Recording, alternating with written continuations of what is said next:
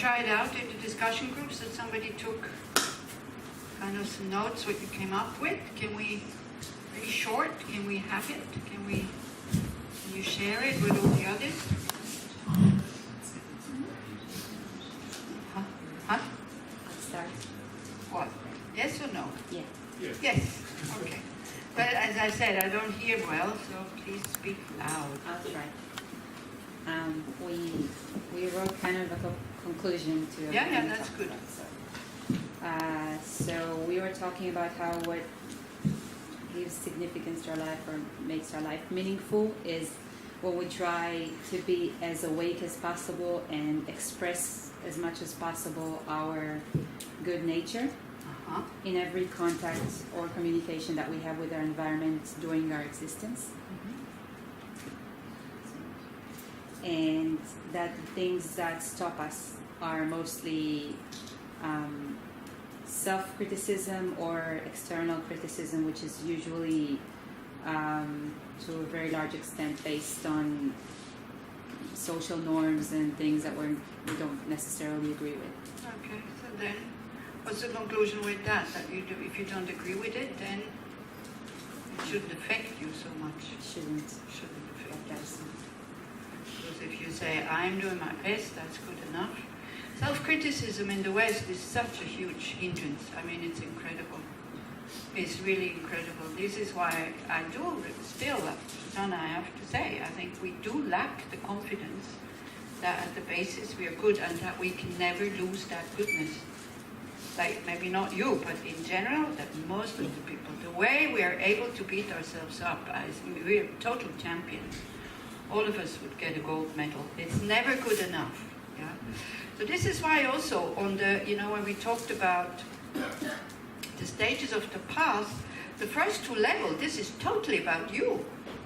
You need to be self-concerned at the beginning of the path, because if you need to be able to look after your own happiness and after your own mental health.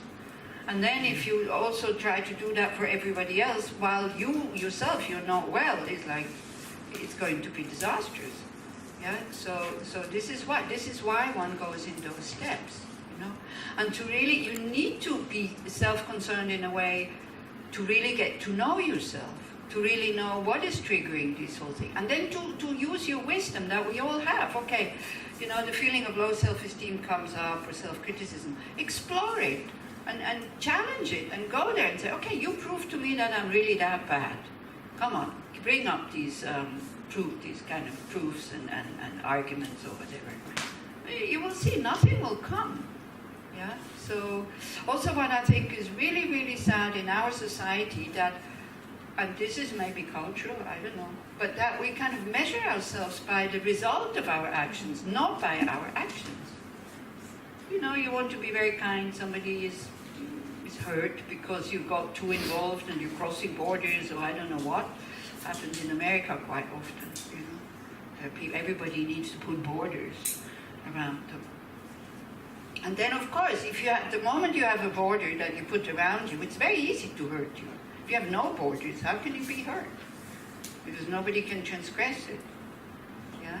But again, it's not. Don't go to the extreme. It's okay when you feel no, that's enough. But life becomes so difficult, when you make your decision. This is mine, and this is not yours, but then you don't communicate it. This is the other thing. Very often in your mind, you're very clear. This is what I want, and this is what I don't want. But you're not telling anybody. And then when they transgress these borders, and then you get hurt, and you're upset, and you get angry. So. But please also, it's not a sign of a spiritual practitioner that you tell everybody what your needs are. It's enough because we all have the same needs. I actually just saw a picture somebody sent me about racism. So it was two pictures. One was one picture was a white egg and a brown egg. And then it was the two eggs broken in the pan. When you make fried eggs? So the white egg got broken into the pan and the brown egg got broken in the pan next to it. And what's the result? It's the same. It's exactly the same. So inside we are all the same. We all want happiness, nobody wants to suffer. It's just these outside kind of differences. So once you get to know your own mind, you pretty much know the mind of others. Once you get to know your own needs, you pretty much know the needs of others. Once you get to know your own difficulties, you pretty much know the difficulties of others, that they also struggle with low self-esteem, even though they appear very arrogant. And we go like, oh, no, no, no. They're not like this. They're also like that. Okay, but yeah, it's good. So what is hindering us? Self-criticism. So what are you trying to do? What are you going to do about this? What are you going to do about the hindrances? Because just knowing what the hindrances are is the first step, but then it needs to have other steps that follow. What would be those steps? Be mindful about it. Huh? Maybe to be mindful about it when you go through. To be mindful while it's still small, so that it's not going to excess, this whole thing. And as I said, to challenge it and go, okay, you prove to me that I'm really the worst of all, the worst of the worst. And with awareness and what we did in the reflection at the beginning, breathing in, you know the body feeling, because this is where we feel it. We don't feel it in the head. We feel it here. Yeah, and then you just try to open your chest. Or we might do some more meditations, reflections more than meditations, how to open up.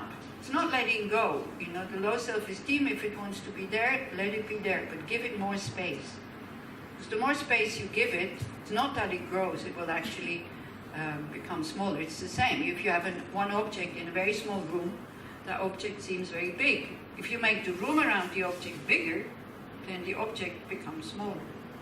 So it's a little bit the same with and those people who do vipassana meditation and mindfulness and all this, I'm sure you have experienced it. The moment you are with your body sensation, then you see the nature of them. They're impermanent, they change, they're dynamic, you can feed into them and nourish them, or you can just let them be, and then they fizzle out. Like a naughty child. If you just look at it, you don't need to interfere, you just look, you just keep looking. Sometimes even with animals it works, dogs and cats. You just look at it. When it does something naughty, it will stop. No need to interfere all the time. But also this interfering all the time, then we don't get to know ourselves properly. Yeah. So self-concern at the beginning of your path is very important, so that you attain some mental health. Don't jump to altruism too quickly. Okay? The day after tomorrow we can jump to altruism. Today and tomorrow we're still with ourselves. Very important. To get a good feeling about yourself. It's so important for this path. Otherwise, why would you want to look at your mind all the time if you only see the negative side? Yeah, it's like, then it becomes really torture. But we're stuck in these negative sides. We identify with them, unfortunately, instead of identifying with our good sides. Okay, great. So that was one group. What about the other group? Did other groups take notes also? Okay.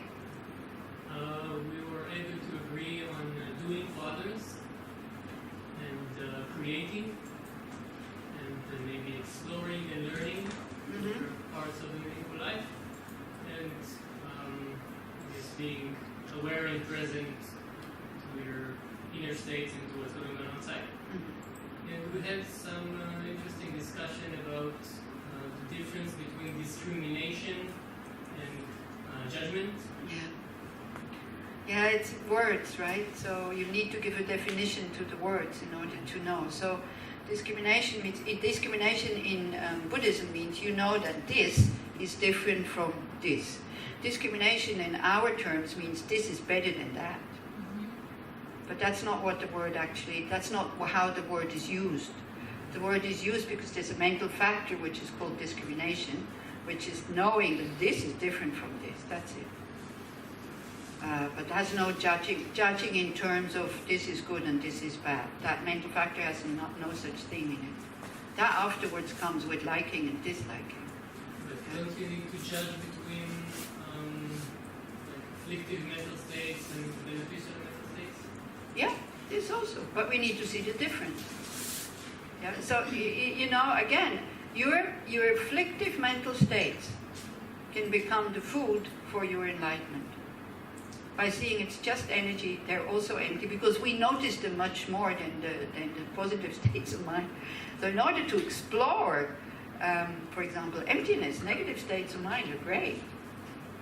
Yeah, then you can, the I, you don't feel it when you're full of love, really love, like wanting somebody to be happy, not wanting to possess the person, just wanting to be happy, somebody to be happy. There's no I. How are you going to explore? How are you going to find that it manifests, but I can't find it? Whereas there's anger, jealousy, pride, low self-esteem, and all this depression. Then you go look for it, and you can't find it. Then you start to understand. So, don't throw anything out yet. Yeah, don't go like these good and this bad, whatever. Everything can have a function. Everything can be used on this path, right? But yes, the goal is to be free from the negative states, which if you do come in, when is the Bodhicharya retreat? In 3 weeks or something, 3 or 4 weeks anyway, so soon coming up, before I go home. Then we look at chapter 4 and 5, which is all about this, all about what these kleshas are doing to us. Yeah. Okay, yeah, so thank you. Yeah, again, the word awareness, the word being present, and that needs to be, I'm afraid, trained. Sometimes I think I should drop the word practice, because practice for us, again, it means that we should be able to do it. It's a training. We need to train. So when I say training, nobody expects that you're able to do it. You're just training. Yeah, you see the difference. Yeah, we're all training. The spiritual path is a training. We don't need to succeed, but we have to train, and then we will succeed at one point. Our question was, so we talked about discrimination and judgment. So we can discriminate that compassion and anger are different.